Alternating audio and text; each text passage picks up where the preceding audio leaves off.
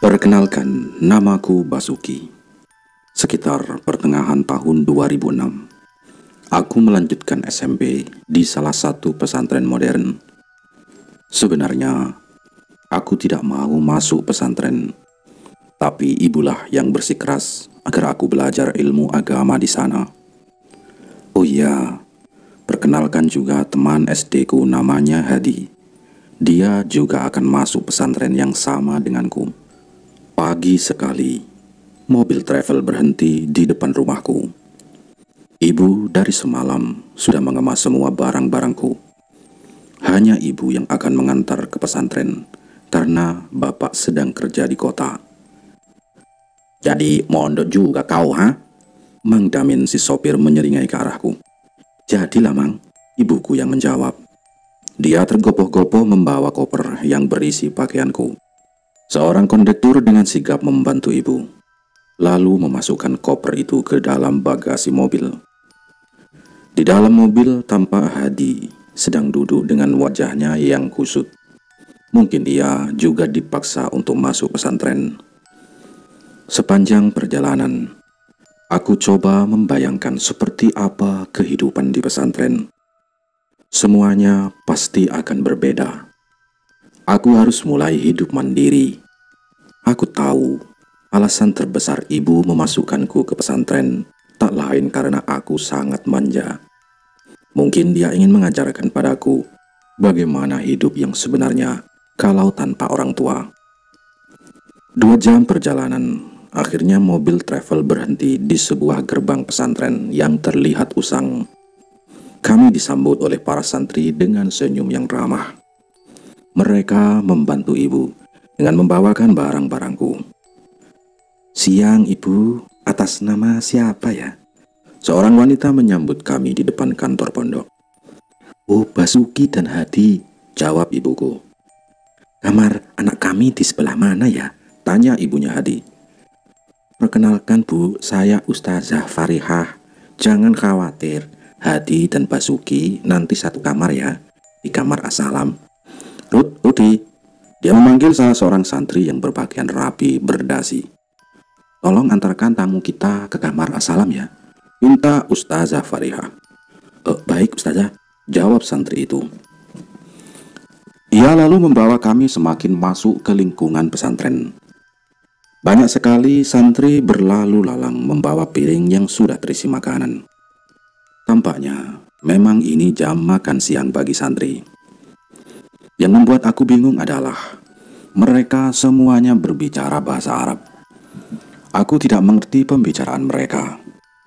Sesampainya di kamar yang mereka beri nama Assalam, kami disambut lagi oleh ketua kamar di sana.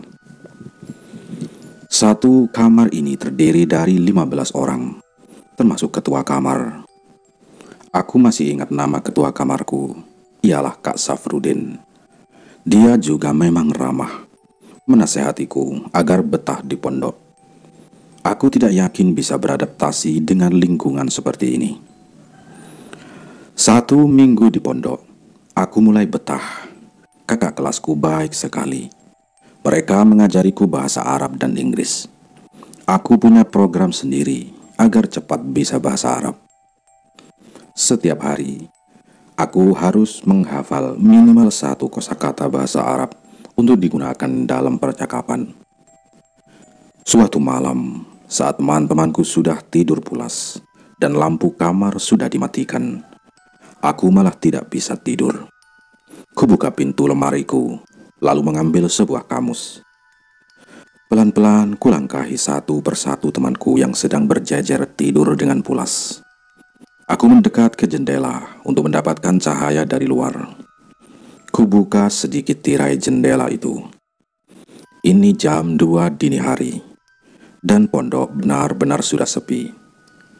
Kubuka lembaran kamusku, dan menemukan sebuah kosakata migrofah, yang itu berarti gayung. Ucapkan kosakata itu berulang-ulang, agar bisa diingat dan bisa aku hafal. Tiba-tiba, dari luar kamar, tampak bayangan seseorang melintasi kamarku. Jelas sekali. Tadi aku lihat itu bayangan seseorang yang mengenakan mukena. Mana mungkin malam-malam begini ada santriwati yang masuk di kawasan santriwan. Kuintip dengan hati-hati dari balik jendela. Namun, tak ada siapa-siapa di sana. Apa mungkin ada orang yang iseng ya? Tanyaku dalam hati. Aku kembali duduk di dekat jendela sambil bersandar ke dinding. Kubuka kembali kamus bahasa Arab itu, lalu menghafalkan kosakata migrofah yang berarti gayung itu.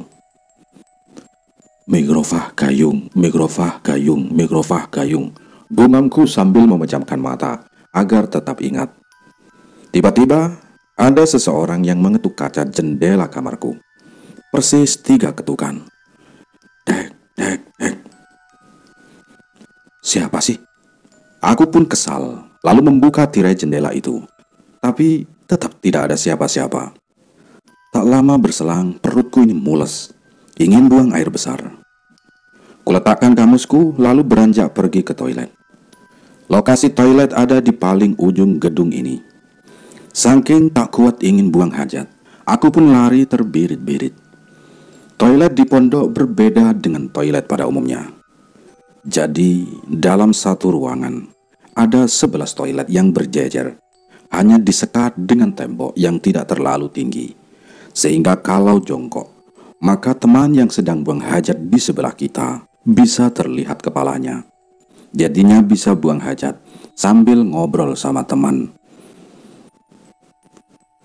Nah, malam itu aku langsung masuk ke dalam toilet dan buang hajat. Setelah selesai, aku baru sadar kalau emberku tidak ada gayungnya. Di samping kananku terdengar suara gemericik air dan bunyi gayung, seperti bunyi orang cebok lah. Tapi aku tidak dapat melihat orang tersebut. Mungkin saja dia sedang tertunduk. Pak, aku boleh pinjam mikrofon nggak? Tanyaku. Kugunakan kosakata yang barusan kuhafalkan.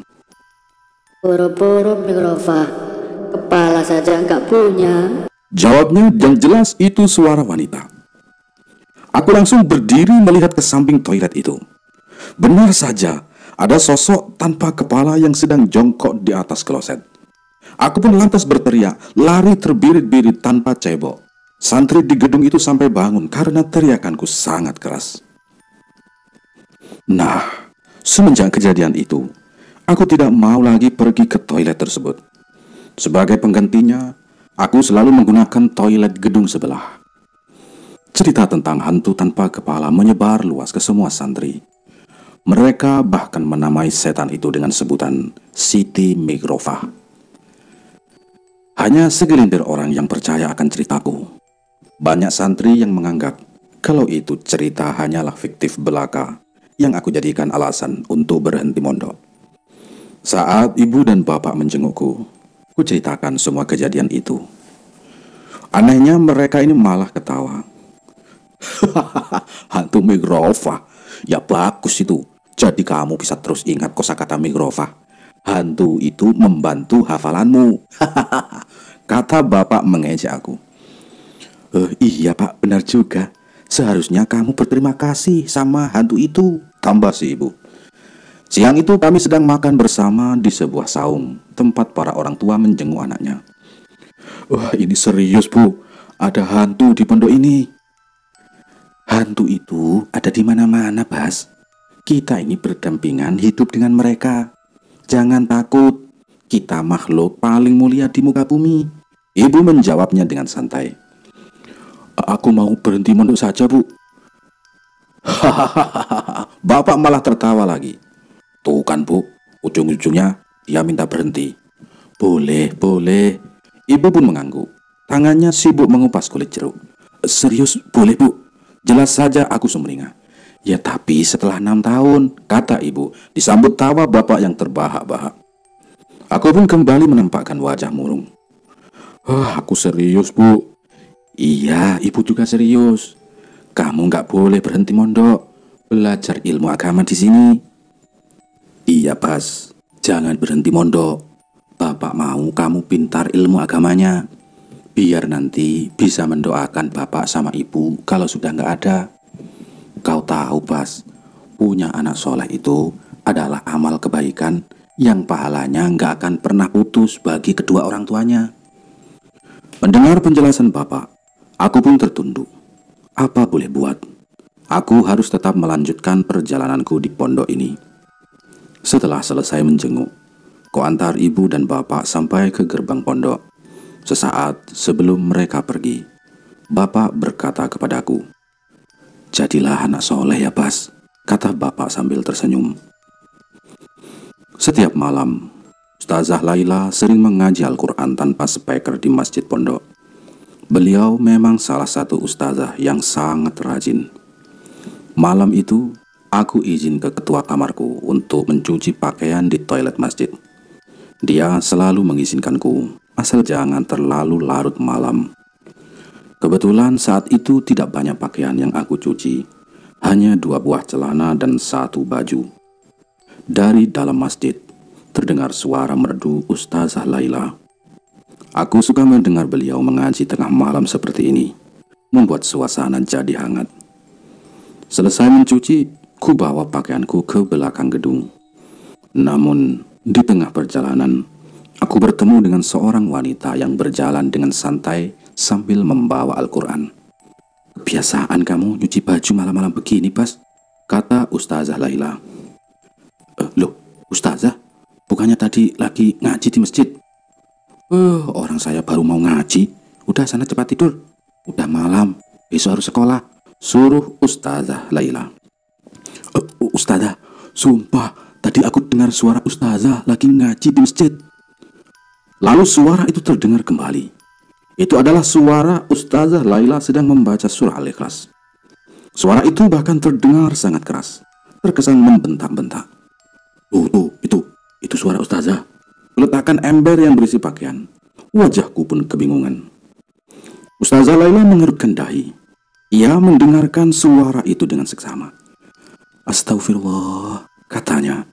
Ia lalu menghampiri sumber suara tersebut. Aku penasaran dan mengikutinya dari belakang. Dia masuk ke dalam masjid, lalu menibakkan tirai pembatas barisan lelaki dan perempuan. Suara perempuan mengaji masih terdengar keras memenuhi ruangan masjid. Tapi tidak ada siapa-siapa di dalam sana. Walaupun aku dan Ustazah sudah masuk ke dalam masjid, suara itu tak mau berhenti. "Basuki, cepat pulang ke kamarmu," pinta Ustazah Laila. Malam itu benar-benar sangat menakutkan. Jin itu ada yang jahat, ada juga yang baik. Sebagian dari jin juga ada yang muslim. Ya, bisa jadi apa yang kau dengar di masjid itu adalah jin muslim. Jadi jangan takut. Aku menceritakan kejadian semalam pada Ustadz Didi, dan dia menanggapinya dengan santai. "Kamu jangan khawatir, jin itu tidak akan ganggu lagi." Dari mana Ustadz tahu kalau dia nggak akan ganggu lagi?" "Ya, nanti malam Ustadz bicaralah sama jin itu," katanya. Aku terkagum-kagum mendengar pernyataan Ustadz Didi. Dia memang terkenal sebagai Ustadz yang sakti. Itu baru segelintir kisah mengerikan yang pernah aku alami di pondok. Yang paling aku ingat adalah tentang si Sandi. Dia adalah temanku satu kamar. Asalnya dari Tangerang. Dia anak yang misterius, pendiam, dan punya tatapan yang mengerikan. Nanti akan kuceritakan tentang anak menakutkan itu dan bagaimana dia bisa menjadi penyebab kesurupan massal. Ya, langsung saja saya ceritakan. Namanya itu Sandi. Dia itu pendiam, berbicara seperlunya saja, dan memisahkan diri dari santri lain. Di pondok biasanya kami makan bersama dan saling berbagi lauk pauk. Namun lain halnya dengan Sandi. Dia selalu makan sendirian di depan lemarinya. Yang dia makan pun hanya nasi putih dan garam. Padahal dapur pondok menyediakan lauk pauk yang beragam. Aku juga heran. Hampir semua pakaian Sandi ini berwarna putih. Pakaian di lemarinya yang berbeda warna hanya baju pramuka, celana hitam dan batik sekolah. Aku tidak paham apa maksud dari pakaiannya yang serba putih itu. Dia juga punya batu berwarna putih yang ukurannya sekepalan tangan. Batu itu selalu ia bawa kemana-mana. Kadang ada saja temanku yang iseng membicarakan batu milik Sandi. Katanya itu batu berhala dan harus dimusnahkan. Aku sendiri sih tidak berani berkata macam-macam tentang batu itu, karena aku yakin itu bukan batu sembarangan. Hal itu terbukti pernah suatu ketika pondok dilanda penyakit bisul. Banyak santri yang bisulan, dan yang terparah adalah Hadi, teman SD ku ini, teman satu kampung. Dia punya bisul di bagian bokong sebelah kanan. Hingga kalau dia lagi di kelas, posisi duduknya ini pasti miring. Semakin lama bisulnya Hadi semakin membesar dan bengkak. Tapi anehnya tak kunjung pecah. Di saat genting seperti itu datanglah si Reno. Dia anak kamar sebelah yang katanya bisa memecahkan bisul dengan alat yang ia buat sendiri. Cara kerja alat itu sederhana, semacam alat bekam, hanya saja menggunakan gelas kaca. Ia juga menggunakan koin yang dibungkus dengan kertas untuk menyulut api. Hadi malam itu tidak bisa tidur. Bokongnya terasa panas seperti dibakar. Aku tak tega melihatnya. Akhirnya aku panggil Reno untuk membantu si Hadi. Kau tenang, Di. Gua ini profesional. Anak kamar lantai 2 saja sembuh sama gua. Allah yang menyembuhkan, Ren. Potongku. Ya, maksud gua itulah, kata si Reno. Udah, jangan banyak omong. Cepat pecahin bisulnya, sergah si Hadi sambil meringis. Reno menggulung lengan bajunya. Dia lalu menyibakkan sarungnya Hadi. Tampaklah bisul yang memerah dengan titik hitam di puncaknya. Reno menggelengkan kepala. Wah, udah parah nih. Ia meletakkan koin yang dibungkus kertas menyerupai sumbu, lalu meneteskan minyak tanah pada kertas tersebut. Lengan kanannya merogoh korek api di kantong celana. Dinyalakannya sumbu tersebut. Seketika, api berkobar di atas bisul Hadi. Lengan kanan Reno pun meraba-raba. Gelas, mana gelas? Reno pun panik. Loh, gelas apa? Tanyaku balik. Gelas gua. Dia semakin panik lantaran api tambah besar.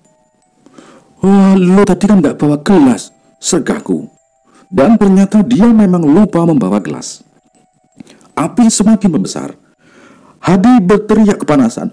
Aduh, tolongin gua, aduh. Wajahnya merah seperti akan menangis. Sudah, gayung, pakai gayung saja. Kuserahkan gayung pada si Reno. Dia langsung menutup kobaran api itu dengan gayung. Tapi bukannya padam, malah gayung itu ikut terbakar. Keadaan semakin kacau, dan tiba-tiba ada seseorang yang melemparkan batu ke arah Hadi. Itu batu berwarna putih. Api langsung padam. Bisulnya Hadi pecah seketika. Kamu gak apa-apa? Sandi menyentuh pundaknya Hadi. Tampak wajah Hadi berkeringat. Napasnya tersengal-sengal. Ia sangat ketakutan sehingga tidak bisa menjawab apapun. Sandi lalu mengambil kembali batu putih miliknya. Reno, lain kali hati-hati ya, kata Sandi sambil menatap Reno yang masih terlihat panik. Kejadian itu membuatku yakin kalau batu yang dimiliki si Sandi ada penunggunya. Bukan sekali dua kali, aku dan teman-teman kamar mendengar suara aneh dari dalam lemarinya Sandi. Batu itu seperti bergetar, mengeluarkan suara gaduh dari dalam lemari. Tapi tak ada satupun yang berani menegur Sandi, termasuk ketua kamarku. Dia diam saja, pura-pura tidak mendengar suara itu. Tampaknya dia memang tidak mau bermasalah dengan si Sandi. Suatu hari, tengah malam, aku terbangun karena mendengar suara tawa dua orang yang sepertinya sedang bermain. Suara itu berasal dari balik lemari, dekat dengan pintu. Saat aku hendak bangun, seseorang menggenggam tanganku. Itu adalah Hadi yang tidur di sebelahku. Ternyata dia juga terbangun. Shh, jangan. Hadi menggelengkan kepala. Itu siapa? Bisikku. Santi. Loh, Sama siapa? Tanyaku lagi dengan suara pelan. Gak tahu. Udah dari tadi dia ketawa-tawa gitu. Karena penasaran, aku melepas genggaman hati, lalu mengendap-endap ke lemari dekat pintu. Dari celah lemari itu, kulihat Sandi bermain dengan anak kecil. Umurnya sekitar 6 tahunan. Siapa ya dia? Tanyaku dalam hati. Saat aku sedang serius mengintip tingkah mereka, tiba-tiba saja anak kecil itu menoleh ke arahku sambil tersenyum. Dia lalu menunjuk ke arahku. Segera aku kembali ke tempat tidur sebelum si Sandi mengetahuinya. Keesokan harinya, kulaporkan kejadian itu pada ketua kamar. Sayangnya, laporanku tidak ditanggapi. Ketua kamarku mungkin saja mendengar suara itu, dan dia takut kalau harus menegur si Sandi. Hadi menceritakan kejadian itu ke kamar sebelah, hingga menyebar luas ke semua santri. Selain perilakunya yang misterius itu, keluarga Sandi juga tidak kalah aneh. Di pondok itu, hanya Sandi yang sering dijenguk ayahnya tengah malam. Aku sampai hafal berapa kali dijenguk dalam sebulan. Itu hampir setiap minggu, dan pasti malam Sabtu. Saat santri sedang tidur pulas, si Sandi malah dijenguk tengah malam. Aku sering membukakan pintu untuk ayahnya Sandi. Aku juga sering dikasih uang tip. Ayahnya ini memang baik. Kata Sandi, ayahnya adalah orang sibuk, sehingga dia hanya bisa menjenguk Sandi di malam hari saja. Setiap Sandi dijenguk, pasti satu kamar makmur oleh makanan. Bapaknya Sandi sering membawa nasi timbel dengan lauk pauk yang nikmat sekali, juga makanan ringan yang lumayan banyak. Si Sandi tidak pernah memakan pemberian bapaknya itu. Dia malah membagikan semua makanan yang ia punya ke teman-teman kamarnya. Ya, kami sih merasa diuntungkan olehnya. Asal perut kenyang itu sudah membuat kami senang. Tapi semua itu berubah menjadi mencekam saat kami tahu kalau ayahnya Sandi sudah lama meninggal. Hal itu baru kami ketahui saat pengumuman peringkat semester ganjil. Si Sandi menjadi juara 2, dan nama ayahnya disebut dengan gelar almarhum di depan namanya.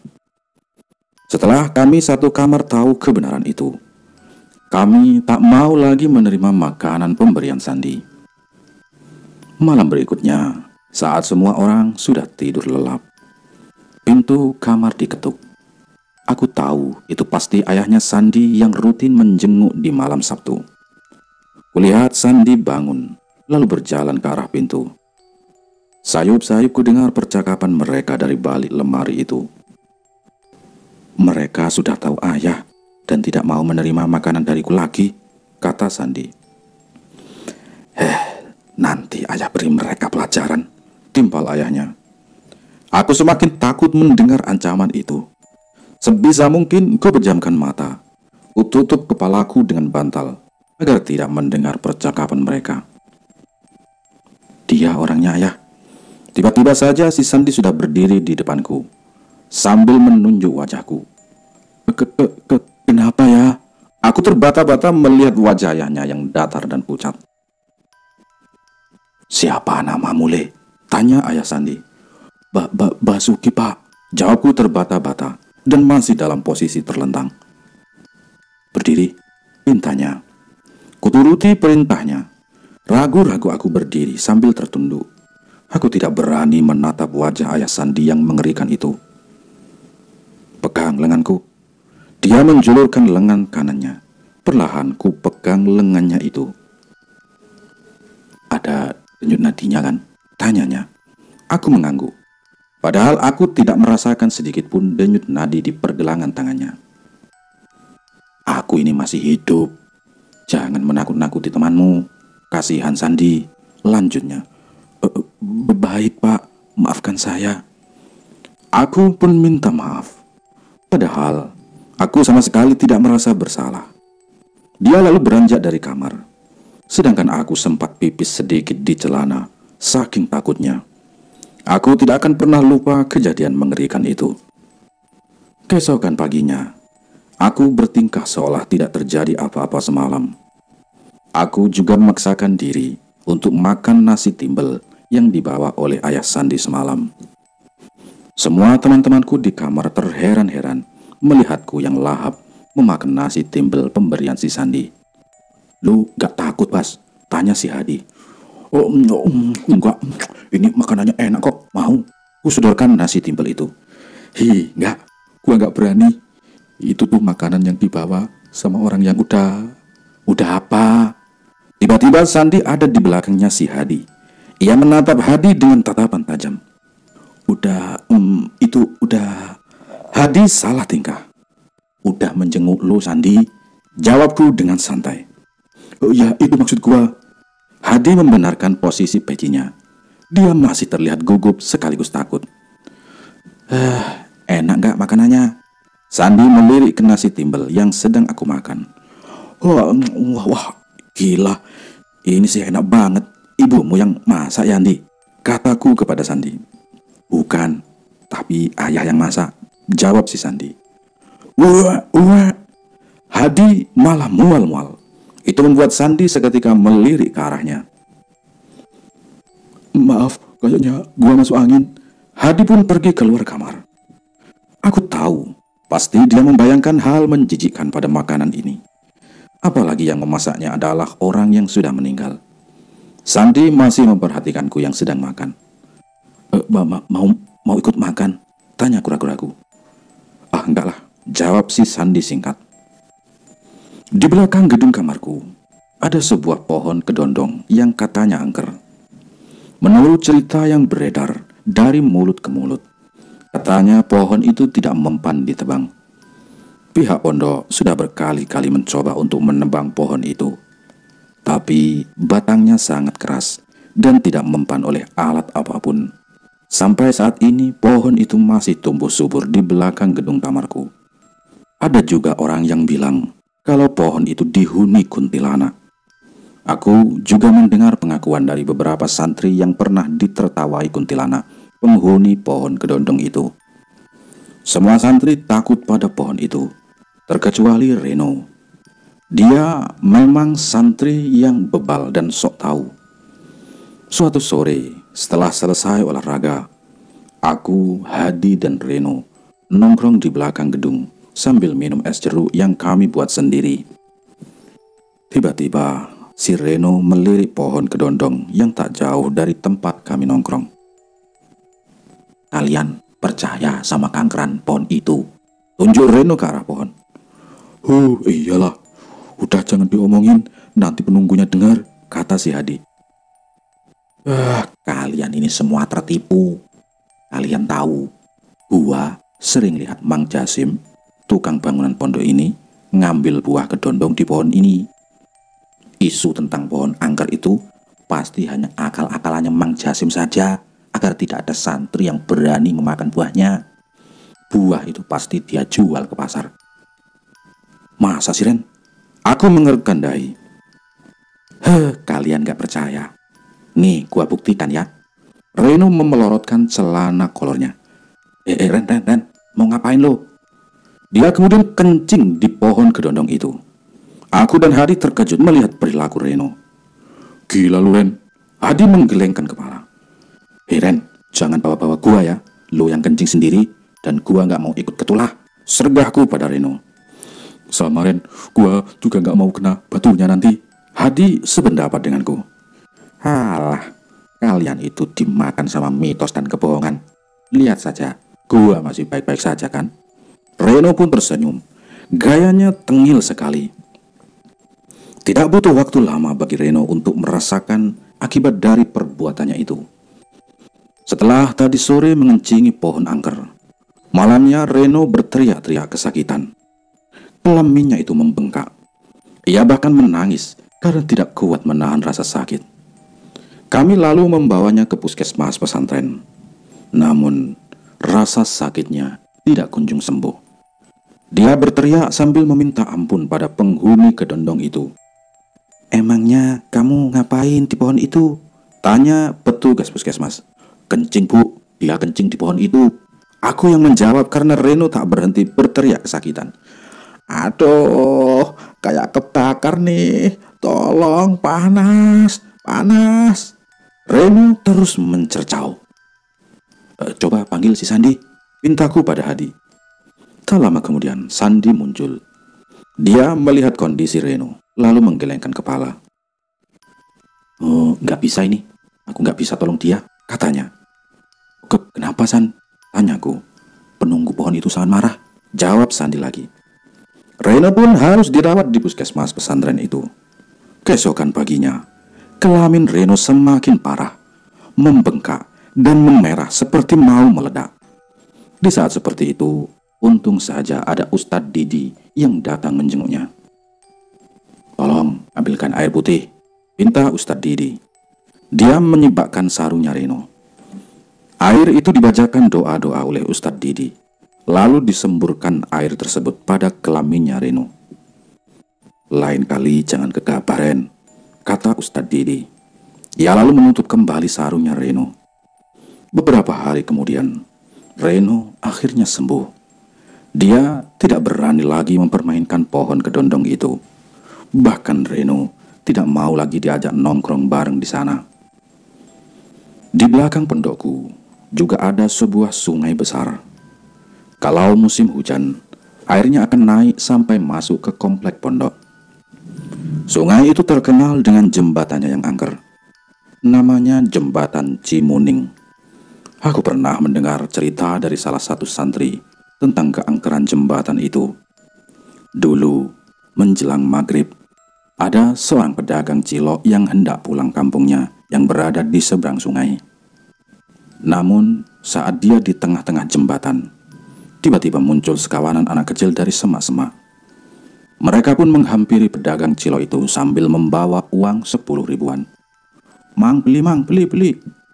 Ya, Mang, saya juga beli. Ya, Mang, saya beli, saya.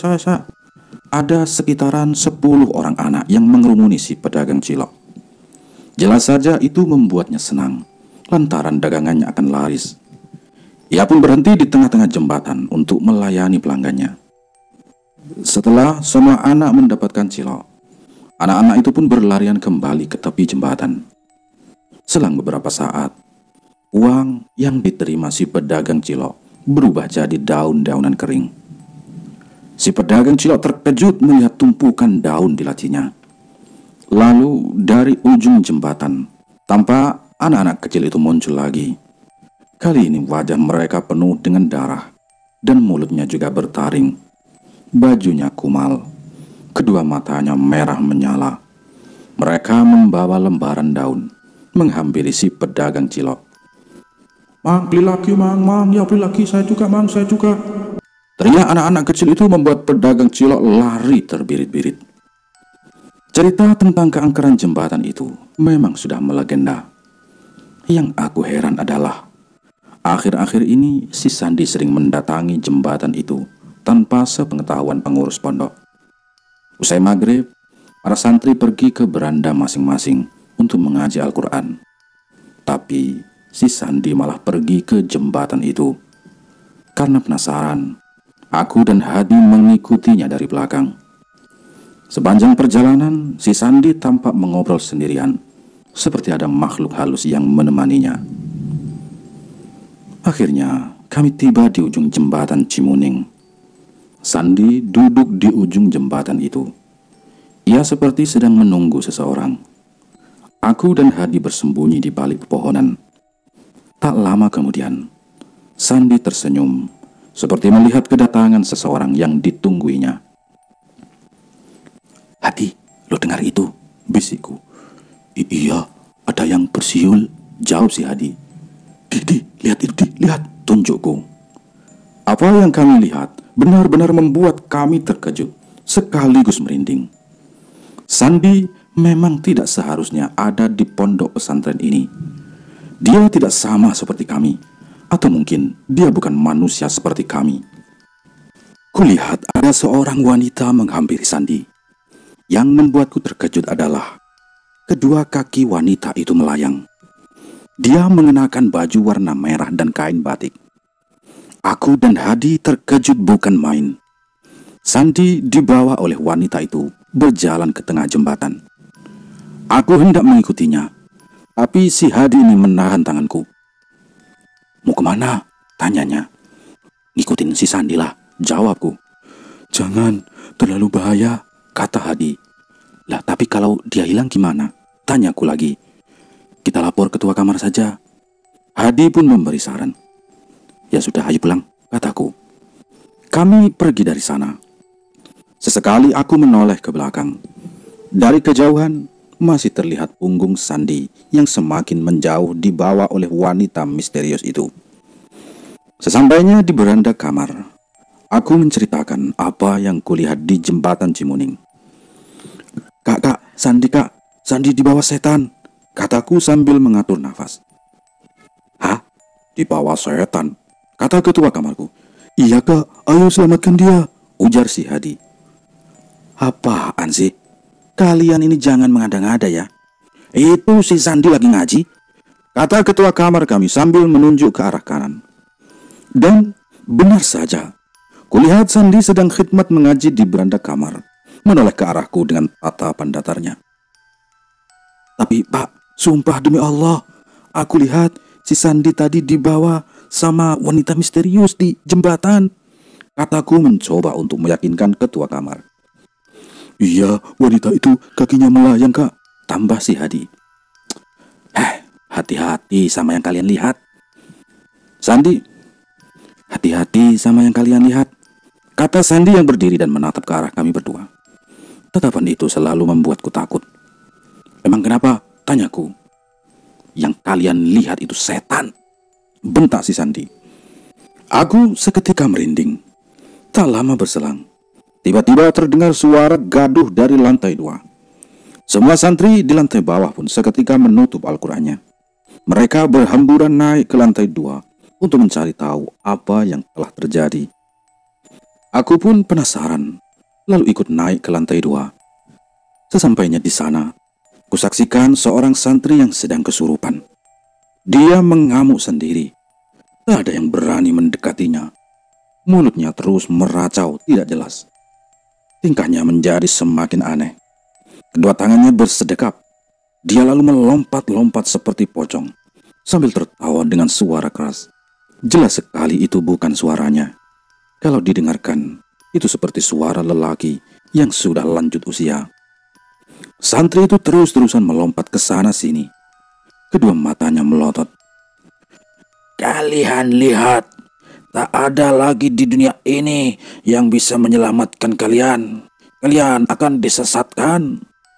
Kata-kata itu keluar dari mulutnya, disambut dengan tawanya yang terbahak-bahak. Saat orang-orang berkerumun menyaksikan kesurupan itu, secara tidak sengaja, aku melihat Sandi mengintip dari jendela kamar. Dia malah tersenyum melihat kesurupan itu.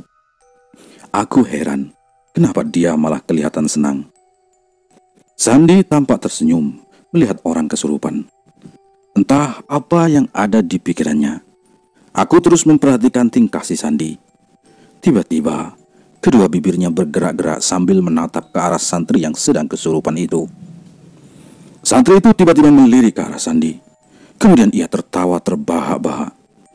Aku tidak tahu apa maksudnya itu. Sandi, cukup! Teriakku, membuat semua santri yang berkerumun menoleh ke arahku, termasuk Sandi. Aku yakin itu semua pasti ulahnya si Sandi. Kenapa? Tanya Sandi. Lo pasti ya yang bikin dia kesurupan. Aku pun membentaknya. Jujur, aku tidak tahan lagi dengan semua ini. Sandi tidak bisa dibiarkan. Dia harus keluar dari pondok ini. Saya gak paham maksud kamu, Bas, ujar Sandi dengan nada datarnya. Jangan les lu ya. Ku renggut kerah bajunya. Para santri menahanku agar tidak berkelahi. Tapi aku berhasil menonjok wajahnya. Gua gak takut sama lu, Sandi. Gua gak takut, teriakku. 5 orang santri menyeret tubuhku dengan paksa menjauh dari si Sandi. Bangsat lu, umpatku. Tapi si Sandi hanya tersenyum dingin ke arahku. Semenjak saat itu, aku dipindahkan ke gedung sebelah agar tidak berkelahi lagi dengan Sandi. Suatu malam, sekitar jam 2 dini hari, aku bangun untuk salat tahajud. Anehnya, dari kejauhan Ku dengar sayup-sayup suara rombongan orang mengucapkan kalimat tauhid. Aku heran, siapa orang-orang itu? La ilaha illallah, la ilaha illallah, la ilaha illallah, la ilaha illallah. Suara gemuruh itu semakin mendekat. Pelan-pelan, aku mengintipnya dari balik tirai jendela. Seketika saja aku terkejut karena ada rombongan orang berpakaian hitam sedang memikul keranda mayat. Di sana juga ada Sandi yang sedang berdiri untuk menyambut kedatangan keranda itu.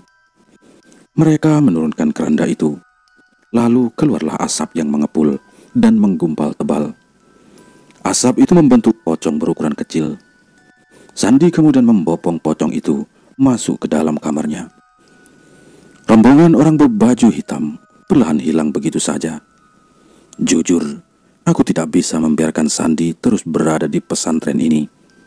Semua orang harus tahu kalau si Sandi bawa hantu ke pondok ini. Malam itu juga, aku memberanikan diri mendatangi kamar Sandi. Tapi, yang aku lihat sangatlah di luar dugaan. Kamar itu dipenuhi oleh hantu. Saat aku masuk ke dalam kamar si Sandi, kulihat kamar itu diisi oleh banyak hantu. Di atas lemari bergelayutan sesosok kuntilanak dengan wajahnya yang hancur penuh darah. Rambut kuntilanak itu tergerai hingga menyentuh lantai. Tak jauh dari tempatku berdiri, banyak makhluk halus yang wujudnya mengerikan. Mereka berkuku panjang. Di sana juga ada si Sandi yang berdiri di antara mereka. Aku pun berteriak pada si Sandi, "Sandi, lo harus keluar dari pondok sini. Lo nggak bisa tinggal di sini." Dia malah tertawa. Suaranya menggema, dan itu seperti suara orang dewasa. Sesaat kemudian, entah kenapa, tiba-tiba tubuhku seperti terseret paksa mendekat ke arah si Sandi.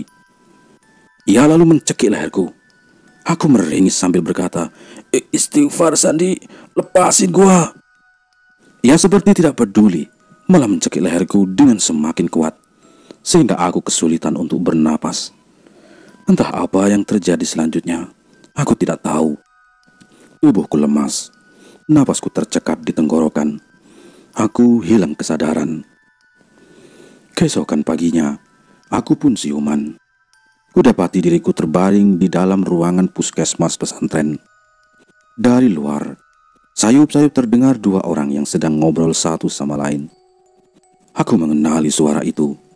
Mereka tak lain adalah Kak Opan, ketua kamarku yang baru, dan Ustadz Didi.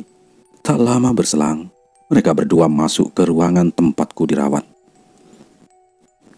"Semalam kamu nyekik leher kamu sendiri, Bas," kata Kak Opan. "Apa kamu punya kebiasaan tidur sambil berjalan, Bas?" tanya Ustadz Didi. "Enggak, Ustadz. Semalam aku banyak melihat kejadian aneh. Aku bingung ngejelasinnya gimana," kataku. Lalu tiba-tiba kepalaku terasa sakit. Sudah, kalau gitu kamu istirahat saja dulu," ujar Ustadz Didi. Aku harus mencari cara agar bisa meyakinkan semua orang yang ada di pondok ini kalau si Sandi punya banyak teman gaib. Dia tidak boleh tinggal di pondok ini lagi. 2 minggu kemudian, ada pelantikan pramuka di pondokku. Semua santri berkemah di lapangan sepak bola yang lokasinya tidak jauh dari pondok. Aku satu tenda dengan Hadi dan teman-teman lainnya. Disinilah aku mengalami kejadian mengerikan. Tengah malam, aku terbangun karena ingin pipis. Segera aku keluar dari tenda dan lari ke semak-semak untuk buang air kecil. Tak ada kejanggalan yang kualami, sampai akhirnya saat ku kembali ke tenda. Terlihat Hadi sedang berdiri sambil menampakkan wajah ketakutan. Ku tanya dia, "Lo kenapa, Di?" "Bas, tolong gua, Bas," katanya, dan tangannya bahkan bergetar. "Tolong kenapa? Lu kenapa sih?" tanyaku lagi. Di dalam tenda kita, Bas. Di dalam tenda kita. Lu cek dah." Aku mulai tegang. "Emang ada apa, Di?" tanyaku. Lu cek aja," suruh dia. Wajahnya sangat ketakutan. Perlahan aku masuk ke dalam tenda itu, sambil menyorotkan senter ke arah teman-temanku yang sedang tidur. Dan di antara mereka, Kulihat ada Hadi yang sedang terbaring di sana. Ia melihat ke arahku dengan ekspresi wajah yang ketakutan. "Bas, di luar ada orang yang mirip sama gua," kata si Hadi. Jelas aku terkejut. Kalau Hadi ada di dalam tenda, lantas siapa yang barusan kulihat di luar? Apa-apaan ini?" kataku dengan suara keras, membuat teman-temanku terbangun. "Oh, kenapa? Ada apa?" tanya mereka dengan ekspresi wajah yang masih mengantuk. "Tadi ada Hadi di luar," kataku terbata-bata. Kemudian aku langsung mengecek kembali sosok yang menyerupai Hadi yang ada di luar tenda. Dan anehnya, sosok itu menghilang begitu saja. Aku kemudian masuk kembali ke dalam tenda untuk memastikan kalau Hadi baik-baik saja. Aku mencoba untuk menenangkannya dan memberinya sebotol air minum. Kejadian itu memang sangat janggal. Besoknya aku mengadu ke para panitia pramuka, tapi mereka malah menertawakanku dan menganggap kalau aku hanya mengada-ngada. Singkat cerita, malam terakhir pelantikan pramuka, semua santri putra dibariskan. Mata kami ditutup, lalu kami disuruh memegang pundak teman yang ada di depan kami. Ya, semacam main kereta-keretaan lah. Itu terjadi tengah malam. Aku tidak tahu pasti jam berapa. Mungkin sekitar jam 2 dini hari. Setelah mata ditutup, ku dengar suara panitia berbicara melalui speaker toa. "Malam ini kekompakan kalian akan diuji. Pegang erat-erat pundak teman yang ada di depan kalian. Jangan sampai lepas. Dan kalian harus berjalan mengikuti suara tepukan tangan dari panitia. Paham?" "Paham," sahut kami serentak. Aku memegang erat pundak teman di depanku. Aku tak tahu siapa dia. Tantangan pun dimulai. Barisan kami berjalan perlahan, mengikuti tepukan tangan panitia. Aku sempat kesulitan berjalan, dan sesekali menginjak sepatu teman yang ada di depanku. Barisanku seperti dibawa berkeliling lapangan. Namun, lama-kelamaan, aku mulai merasakan hal yang ganjil. Kakiku tidak lagi menginjak rumput, melainkan ranting-ranting kering dan semak belukar. Barisanku terus mengikuti suara tepukan tangan itu. Sesaat kemudian, suara tepukan itu tidak terdengar lagi. Barisan kami pun berhenti. Lalu aku bertanya pada teman di depanku. Kedua mataku masih ditutup dengan kain. "Kok berhenti di sini?" tanyaku. Teman di depanku tidak menjawab. Aku pun mulai curiga. Lalu buru-buru ku buka kain yang menutup mataku. Dan betapa terkejutnya saat aku mendapati diriku sedang berada di tengah perkebunan karet. Aku heran, kenapa aku bisa ada di sini? Teman-temanku menghilang. Hanya tinggal aku sendiri di perkebunan ini. Kemana perginya mereka semua? Aku bingung, lalu berteriak memanggil teman-temanku. Tapi tidak ada satupun yang kutemui di perkebunan ini. Tak lama kemudian, dari balik pepohonan itu, kulihat seorang lelaki sedang berdiri sambil menatapku. Ia melangkah mendekat ke arahku. Aku pun mundur beberapa langkah ke belakang. Semakin dekat, wajah lelaki itu semakin jelas. Aku tahu siapa dia. Ya, dia adalah Sandi. Dia masih mengenakan baju pramuka lengkap. Tapi yang aneh adalah ada benda di tangan kirinya. Ia menggenggam sebilah pisau tajam, seperti hendak membunuhku. "Sandi?" tanyaku. Dia malah tersenyum mengerikan, sambil mengacungkan pisaunya ke arahku. "Sandi, jangan, jangan." Aku mundur beberapa langkah sambil tetap waspada. Sebelum dia berhasil menikamku, segera aku lari terbirit-birit untuk menjauh darinya. Tapi dia malah mengejarku dari belakang. Mati! Teriaknya membuatku semakin tambah takut. Aku heran, apa sebenarnya salahku? Aku terus berlari menjauh dari Sandi. Sesekali ku perhatikan sekelilingku, pepohonan karet yang berjejer rapi. Sialnya, saat sedang lari, kakiku ini tersandung. Lalu aku tersungkur ke semak-semak. Kulihat Sandi sudah berdiri di hadapanku sambil menggenggam sebilah pisau. "Jangan Sandi, jangan bunuh aku," kataku. Dia lalu tersenyum mengerikan dan berkata, "Kembalikan barang yang kau curi," katanya, dan ini terkesan mengancam. Sandi mengarahkan pisau itu ke wajahku. Ya, memang beberapa hari yang lalu, aku mencuri sesuatu dari lemarinya Sandi. Yang kucuri tak lain adalah batu putih itu. Bagiku, batu itu adalah simbol berhala. Setelah aku berhasil mencurinya, kubuang batu tersebut ke sungai agar kekuatan gaib yang dimiliki Sandi ini hilang. Karena aku yakin kalau kekuatan Sandi terletak pada batu putih itu. "Batu itu sudah kubuang," teriakku. Sandi menampakkan wajah marahnya. Dia lalu menghujamkan pisaunya ke arahku. Untungnya, aku masih bisa menghindar. Ku tendang perutnya. Ia pun terjungkal ke belakang. Lalu aku lari dengan sekuat tenaga untuk menjauh dari si Sandi. Sesekali aku menoleh ke belakang. Terlihat Sandi masih berdiri di sana. Kali ini wajahnya semakin menakutkan. Matanya merah menyala. Dia mengejarku, tapi bukan dengan cara berlari, melainkan melayang seperti makhluk halus. "Astagfirullah, astagfirullah," kataku sambil terus berlari. Sandi melayang dengan sangat cepat, melewati pepohonan karet. Dan entah apa yang terjadi, tiba-tiba saja dia sudah berdiri di hadapanku. Kulihat kedua tangannya sangat mengerikan. Terdapat banyak bulu hitam di lengannya. Jarinya besar dan panjang. Ia lalu mencekikku. "Hahaha, tak ada yang bisa menyelamatkanmu sekarang. Mati kau," bentaknya. Aku kehilangan nafas. Dia semakin kuat mencekik leherku. Mungkin aku akan mati di sini. Tak lama berselang, tiba-tiba cekikan tangannya melemah. Kudengar suara seseorang sedang membaca ayat suci Al-Quran. Sandi melepaskan tangannya dari leherku. Dia lalu berteriak seperti kesakitan. Di belakang Sandi, tampak Ustadz Didi bergumam sambil mengarahkan tangannya ke wajah si Sandi. "Keluar kau iblis!" bentak Ustadz Didi. Tidak, aku tidak mau keluar. Anak ini sudah melakukan perjanjian denganku, dan aku akan terus menyesatkannya," kata Sandi dengan suara yang besar. "Perjanjian apa?" tanya Ustadz Didi. "Dia melakukan ritual pembangkitan mayat. Aku sudah membangkitkan ayah dan adiknya. Jadi sekarang anak ini milikku," kata Sandi. Bola matanya merah menyala.